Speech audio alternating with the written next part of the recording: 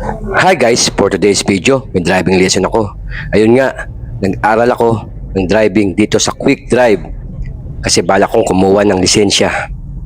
So ayun nga at nagsimula kami rito sa masikip na lugar sa palengke para matutunan ko kung paano mag-bumper to bumper sa maraming sasakyan. So ayan, pumasok kami rito. Hindi ko rin kabisado ang lugar na to dahil ako talaga ay lumaki sa Cavite. Pero itong lugar na to ay Nueva Ecija.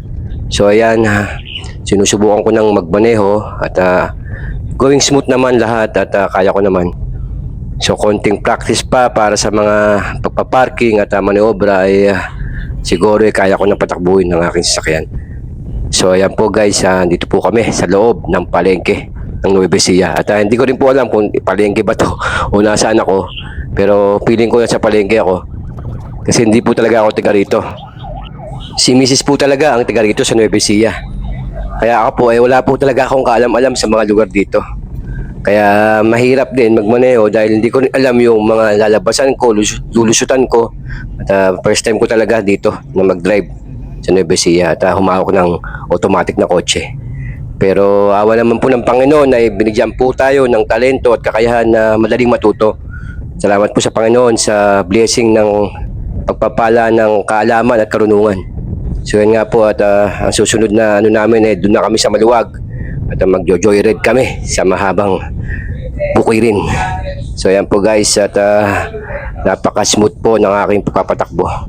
Salamat sa Panginoon sa opportunity na makapag-aral bago man lang ako bumalik ng Israel. So magagamit ko rin po ito para pagbalik ko sa Israel pwede ako magkaroon ng lisensya at malay nyo balang araw ay mapakinabangan ko at makapagpaneho rin sa ibang bansa. So ayan po, next po natin ay doon naman tayo sa maluwag na lugar at ayan na po, nandito na tayo sa maluwag na lugar at dire-diretso lang po ang takbo dito. Ito po yung mga easy lang na puro diretsuhan. Ayan po guys at hindi ko rin maisip na darating ako sa punto na magmamaneho ako kasi bike lang talaga ang minamaneho ko dati at mahilig lang din ako maglakad. So dapat lang talaga na sa buhay ay hindi tayo mag-stop. Dapat mag-level up tayo kung may pagkakataon at habang buhay tayo ay mayroong pag-asa at dapat lagi tayong nagle-level up. Iniisip natin kung paano tayo aangat asenso pero wag tayong aapak ng ibang tao. Umangat tayo sa paghihirap ay ginamit natin ito, talento, para umangat nang hindi nag-aapekto ng ibang tao, hindi nagda-down ng ibang tao at masarap sa pakiramdam na umangat nang wala kang inaapaka ibang tao. So yun lang po yung may papayo ko sa mga kapwa natin na tumaangat pero sa masamang paraan ay hindi po yung tama. Madali lang po masenso. Kung gagawa ka ng masama ay napakasimple lang talaga ng pag-angat. Pero kung pinaghirapan mo ang pag-angat mo ay napakasarap sa pakiramdam. At lagi lang tayong magdadasal sa Panginoon at yun po ang pinaka-importante. At hindi po ako santo at hindi po ako mabait.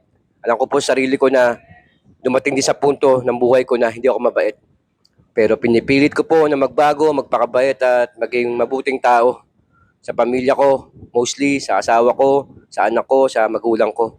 At sobrang hirap po na maging mabuting tao dahil minsan po talaga ay may mga tao na sasagalin ng iyong pasensya. Ang natutunan ko sa pagiging caregiver ko ay pagkakaroon ng mahabang pasensya. Totoo po na nung araw ay wala po akong pasensya at napakainitin ang ulo ko po. Palainom po ako at may pagka-barumbado at may topak. Pero dahil na rin po sa nagkaroon ako ng mabuting employer at napakamadasalin ay natutunan ko rin po kung paano sila mamuhay ng may puso at pagmamahal sa kapwa at pagiging madasalin. So yun po, unti-unti po na nabago ko yung sarili ko na kahit papano ay naging mabuti na akong tao. Salamat guys sa panonood at yun nga, sinundo na ako ni Mrs. tapos ng driving school. Maraming salamat. God bless us all.